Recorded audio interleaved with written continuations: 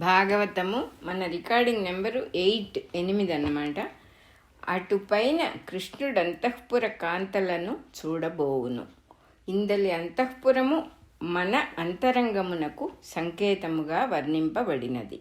అందు జీవుడు భగవంతునితో ప్రేమ అను మధురమైన సంబంధము కలిగి ఉండును.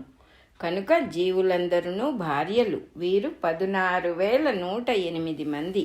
ఈ సంఖ్య హృదయము చుట్టూను జీవుడు దేహాదుల నిర్మాణము చేసుకొనుటకు సంకేతము. 16 కళలు, 1000 భగవంతుని శీర్షములు, 100 లేక దానిలో దశాంశము లేక దశాంగుళత్వము. దీనిని శతమానము అనియు జీవాంశ అనియు వివరింతురు. 8 వసువులు అనబడు ద్రవ్య నిర్మాణ శక్తులు. వీనినే 8 ప్రకృతులు అందురు. అందెనిమిదవది దేవుని జీవునిగా కప్పిపుచ్చుటకు దేహధారణము చేయించును. కనుకనే 8వ గర్భమున దేవుడు కృష్ణుడుగా దిగివచ్చుననియు, జీవుడు భీష్ముడుగా దిగివచ్చుననియు, 8 మందిలో భూమిపై జీవించువారు వారే అనియు, అంతకుముందు పుట్టినవారు జీవస్థితి పొందరనియు కృష్ణుని భీష్ముని జన్మ వృత్తాంతములలో వివరింపబడినది. దీని వివరణములు ఆయా కథల సందర్భములు వచ్చినప్పుడు తెలుపబడును. ఇన్నిటితో కూడి ఉన్న పట్టణమే ద్వారక. జీవుని అహంకారము చుట్టూనూ చేరునట్టి పంచేంద్రియములు, మనస్సు, బుద్ధి గల పట్టణము హస్తినానియు, దైవాంశ చుట్టూనూ జరుగు దైవ సంకల్పమైన దేహ నిర్మాణాది సృష్టి ద్వారకానియు పురాణ సంకేతములు. అందు భగవంతుని ఆశ్రయించుకొని ఉన్న 16,108 మంది శక్తులును వాని భార్యలు. ఇందు 2 ముఖ్య రహస్యములు వివరింపబడినవి. లక్ష్మి చెంచలయ్యై కూడా ఈ పురుషుని యందు స్థిరముగా ఉన్నది. మన్మధుని భస్మము చేసిన భర్గుని కూడా మోహము చెందునట్లు చేయగలవాడి పురుషుడు. ఇందు మొదటి అంశమున గుణాత్మకమైన ప్రకృతి అంతయు భగవంతుని ఆశ్రయించి దేహరూపములతో సృష్టిగా స్థితి చెంది ఉండును అని ప్రతిపాదింపబడినది. 2వ అంశమున సృష్టి అశాశ్వతమైనను పరమపురుషుని లీలగా శాశ్వత రూపమై నిత్యనూతనత్వము కలిగి ఉండునని ప్రతిపాదింపబడినది. భగవంతుడు సృష్టిలో జీవుల రూపమున విహరించుచుండును. జీవుడు జీవుని చూచినప్పుడు లోక సామాన్యుడని తలచి అజ్ఞానమున బడును. జీవుడు జీవునిలోని దేవుని చూచినప్పుడు వానికి సృష్టి అంటదు అని తెలిసికొనును. ఈ తెలివి వలన తాను దేవుడుగా ఉండును, తనకు సృష్టి అంటదు. అశ్వత్థామ ప్రయోగించిన బ్రహ్మశిరస్సు అను అస్త్రము వలన ఉత్తర గర్భముననున్న శిశువు బాధపడెను. వెంటనే వాని స్మరణలో భగవంతుడు స్మరించి వానిని బాధ నుండి రక్షించెను. ఈ ఘట్టమున జీవుడు గర్భస్థుడగుట, అతనికి మనస్సు ఏర్పడుట, అతనికి కలుగు వేదన, అందు నిలచి పిండోత్పత్తిని క్రమాభివృద్ధిగా కలిగించు భగవంతుని వాసుదేవ తత్వముగా వ్యాఖ్యానింపబడినది. తల్లి ఏ బాధ కలిగినను కృష్ణుని స్మరించి ప్రార్థించుచుండుట పరిపాటి అయినది. దాని ప్రభావమున ఉత్తర గర్భముననున్న శిశువునకు కూడా బాధ కలిగినప్పుడు అదే రూపము, అదే ధ్యానము అప్రయత్నముగా అబ్బినవి. బిడ్డలు పరమ భాగవతోత్తములుగా జన్మించుటకు తల్లుల విష్ణుమయ చిత్తవృత్తియే కారణము అని ఈ ఘట్టము నిరూపించుచున్నది.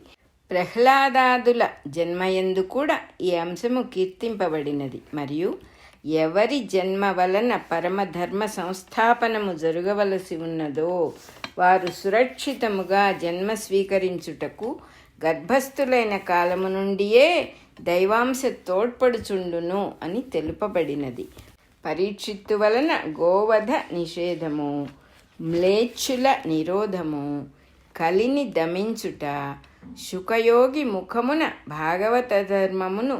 భాగవత ధర్మమును దీపింపచేయుట మున్నగు ధర్మ సంస్థాపన కార్యక్రమములు దైవగతి యందు నిర్ణీతములు. కనుక పరీక్షిత్తు రక్షణమున అడుగడుగున వాసుదేవుని సహాయము నిరూపింపబడినది. పాపపుణ్యాదుల సంఘర్షణలో యావజ్జీవము గడిపిన జీవి చనిపోవునప్పుడు సంకల్పించినను మనస్సును బంధముల నుండి త్రెంపుకొనగల్గును. ఈ త్రెంపునకు కావలసిన అనివార్య సాధనములలో మృత్యువు ఒకటి. దానిని సద్వినియోగపరచుకొని పాపాత్ముడు కూడా అవసానమున బంధముల నుండి త్రెంపుకొనుట ఎట్లో తెలుపుటకై ధృతరాష్ట్రుడు వనమునకేగి దేహము త్యాగము చేయుట అను ఘట్టమున వర్ణింపబడినది. సృష్టిలోనికి దిగివచ్చిన జీవులు దేహము విడువవలసి వచ్చినప్పుడు తమకును తమతో సంబంధించిన వారికిని త్రెంపుకొనరాని దుఃఖము కలుగును.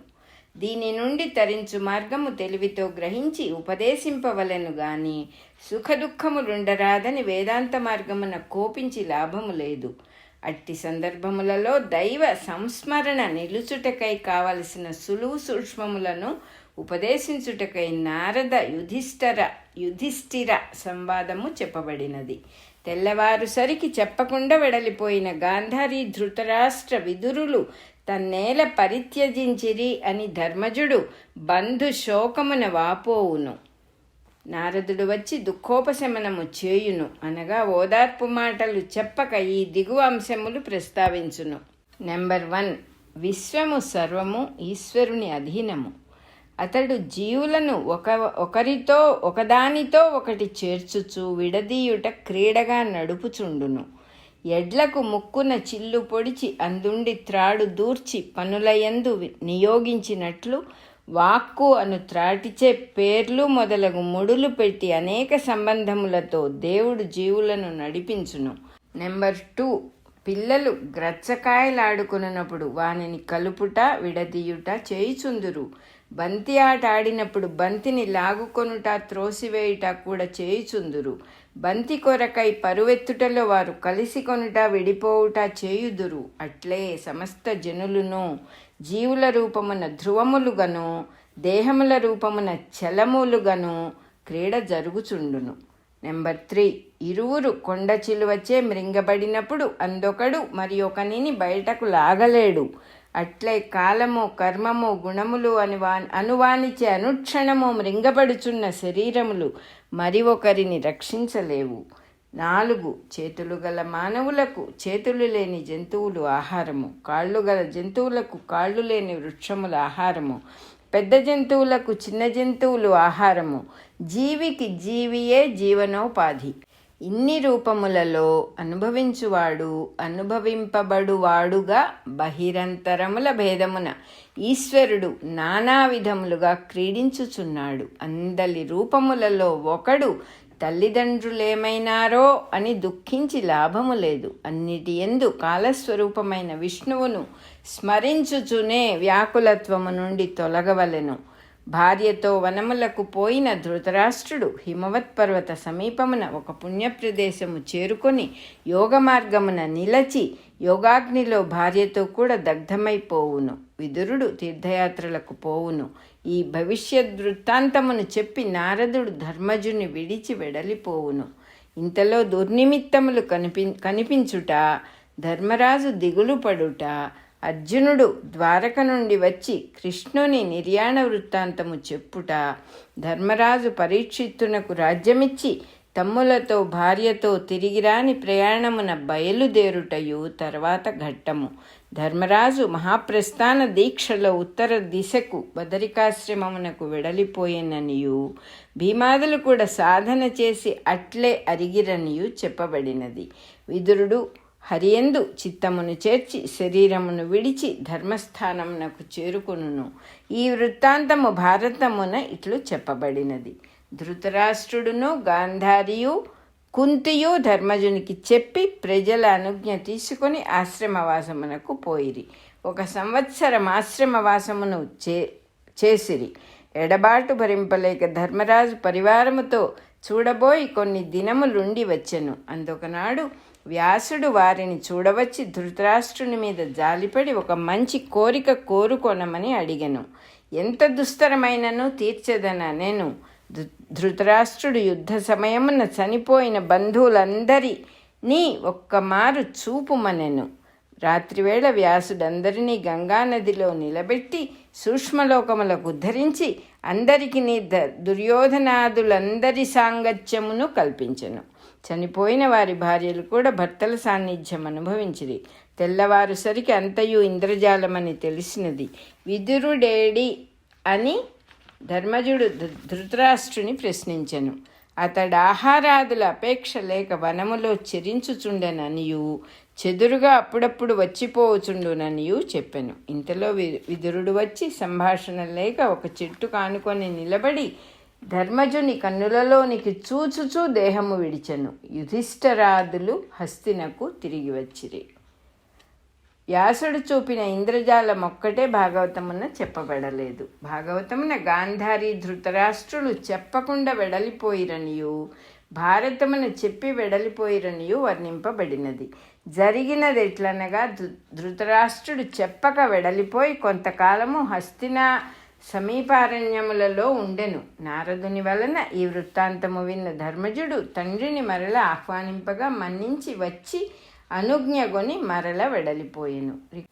రికార్డింగ్ నెంబరు 8 అయిపోయింది.